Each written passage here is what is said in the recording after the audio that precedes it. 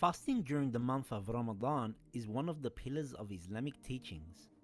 Fasting for Muslims means that all physically fit and mature Muslims have to totally and completely abstain from food, drink, etc. during this period of time. There are many reasons and benefits to fasting. Some are spiritual and some are of a social nature. The fasting during the month of Ramadan is not for atonement or repentance.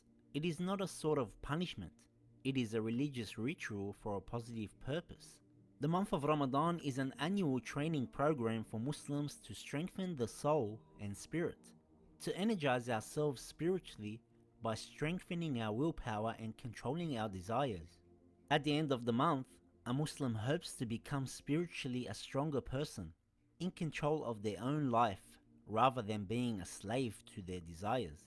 On a social dimension, while Muslims fast, they become hungry and thirsty, and during that period, they can relate more to the suffering of the hungry and poor people around the world. This realization stimulates the element of charity and sharing in us. In this sense, the month of Ramadan is also a month of sharing and charity. Fasting is not just abstaining from food. While we are fasting, we should also try our best to reform our behavior and attitude towards others. There are many things which will not technically invalidate our fasting, but they surely are against the spirit and purpose of fasting. For example, the Prophet said that lying, backbiting, and lustful glances destroy the spirit of fasting. Yes, there may be a physical benefit in fasting. Some have said fasting for as little as 3 days can regenerate the entire immune system. On a social level, fasting of Ramadan softens our hearts to be more charitable towards the less fortunate ones in the society. It decreases the gap between the poor and the rich. However, the main purpose of the fasting, as stated by Allah Himself, is the spiritual dimension. Imam Ali alayhi salam has said, "Fasting of the heart is better than the fasting of the tongue, and fasting of the tongue is better than fasting of the stomach." Based on this, the scholars of ethics have divided the fasting into 3 levels. Number 1. The basic level of fasting is the fasting of the stomach. Stomach here is a symbol for physical desires of all types of food, drink, and etc. Number 2. The moral level is a level above the basic level. A person doesn't just refrain from the things forbidden in the basic level.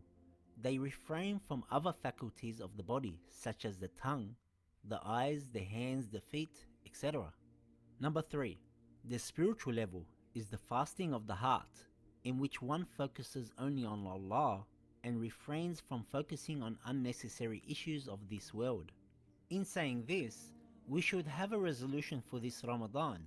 The first resolution should be to see the level of consciousness of God in your life. One should consider the Prophet and his Ahlul Bayt as the first role models. The second resolution should be to evaluate your life with your family. At times, people take their near ones for granted and unknowingly tend to ignore their rights. Strengthen the ties with them and be concerned for their spiritual as well as material well-being.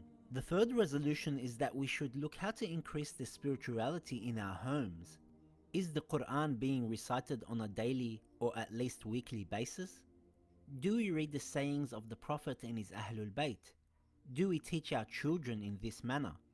Do we encourage them to give charity? Ramadan is indeed the time of searching for yourself and reforming your life to become a better Muslim.